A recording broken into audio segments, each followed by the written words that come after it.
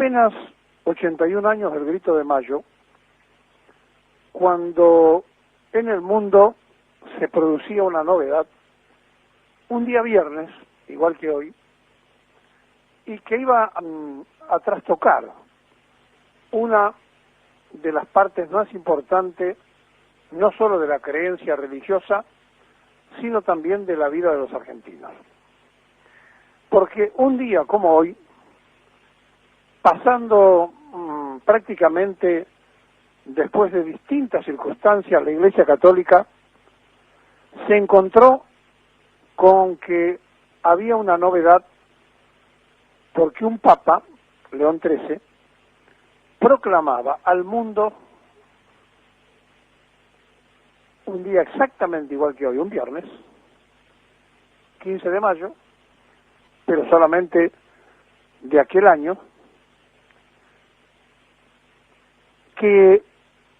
las cosas iban a cambiar,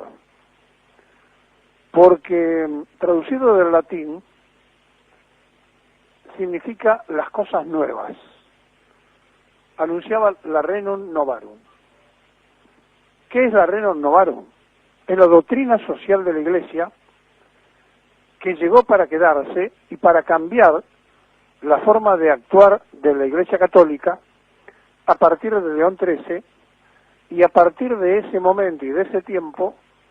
hubo una enorme cantidad de situaciones que se empezaron a ver en forma distinta, porque León XIII, el Papa de los Obreros, había acercado absolutamente la Iglesia a lo que tenía que ser, a la interpretación de todos, pero esencialmente de los humildes, de los trabajadores, de los que menos tenían, de los desposeídos. Habían pasado apenas 40 años de aquello de León XIII, y aparece entonces también otra aclaración, porque es Pío XI, que en la 40º Annus habla del peligro de las industrias internacionales y del mundo financiero. Apenas 40 años de la doctrina social. 10 años después, o sea, a 50 años, el turno le corresponde ya a otro papa, a Pío XII. Pero Juan Pablo II, el 1 de mayo de 1991, el Día de los Trabajadores en todo el mundo, menos en Estados Unidos, proclama la Centésimos Annus, los 100 años de que León XIII había propuesto la doctrina social de la Iglesia. De esa doctrina social de la Iglesia, el coronel Perón saca gran parte de la filosofía del justicialismo, porque además aparecía una propuesta alejada de los materialismos, del dialéctico del marxismo y del capitalismo, del materialismo capitalista. Y Perón se inspira en esto y hace entonces una doctrina política, pero con amplio contenido espiritual.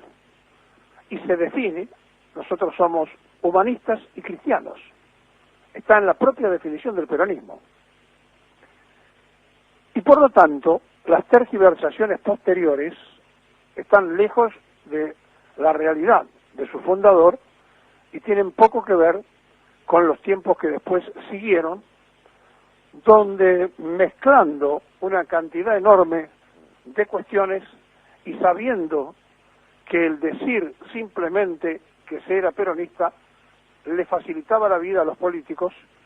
para treparse, para llegar, aunque no lo fueran, porque sabían que era una manera absoluta de hacer reconocido por una mayoría. Entonces León XIII vino para cambiar a la Iglesia y Perón vino para cambiar la Argentina. Y hoy nos encontramos en un tiempo y en un momento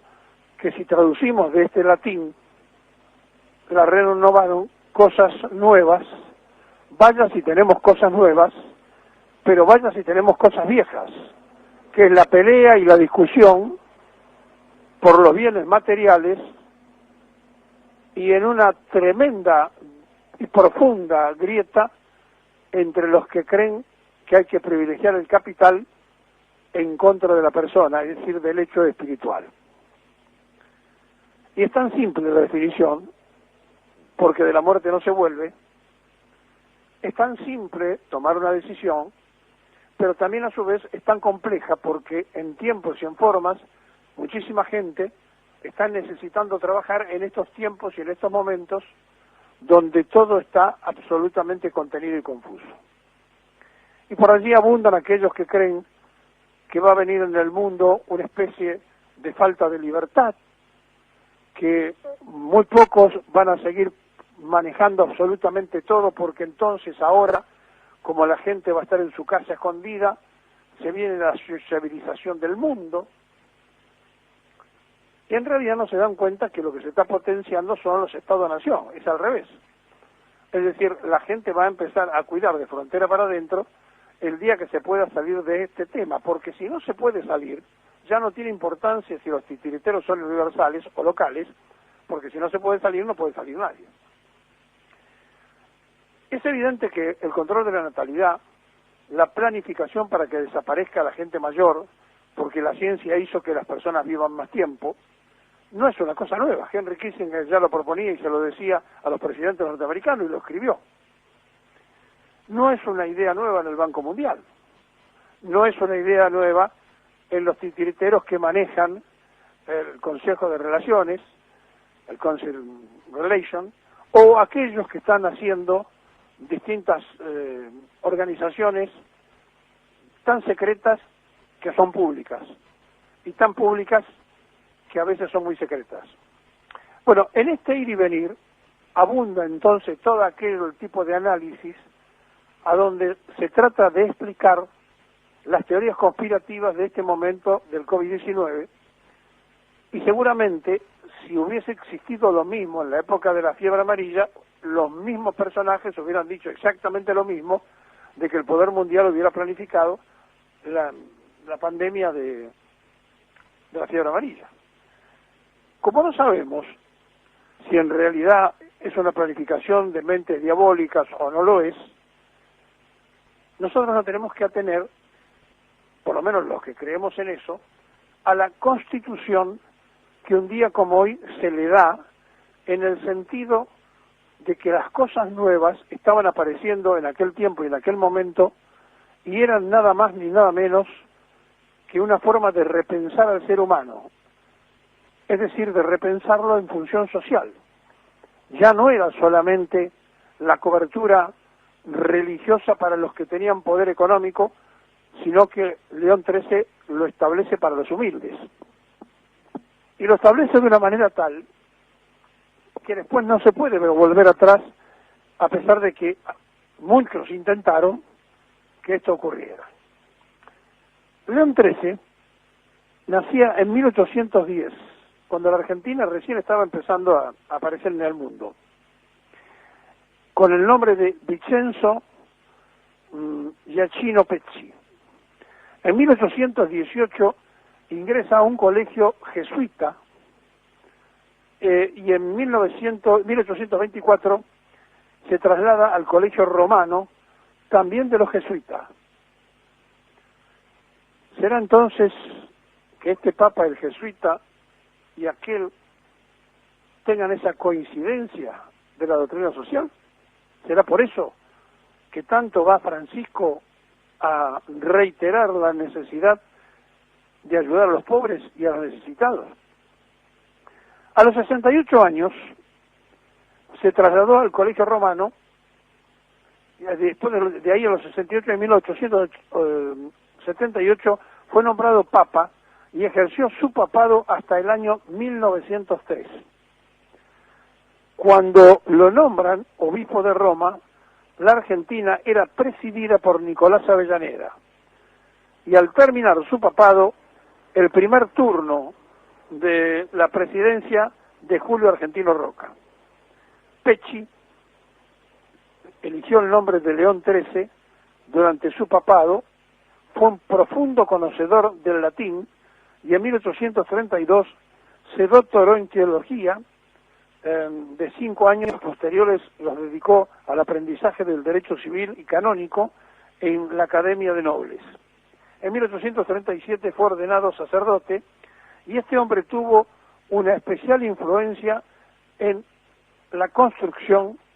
de lo que fue la doctrina peronista, porque en esa doctrina social de la Iglesia Perón se basó para construir la ideología justicialista. Es un día muy especial porque ocurrió un viernes, se anunciaba un viernes las cosas nuevas. Y este viernes también hay cosas nuevas, quizá no muy agradables para el mundo, pero quizá en esta crisis, que se da siempre una nueva oportunidad, vaya uno a saber si no se estará construyendo un futuro diferente, donde el Estado-Nación vuelva con fuerza ante los fracasos de los sistemas imperiales que no han podido resolver ni siquiera los problemas propios en sus países de origen,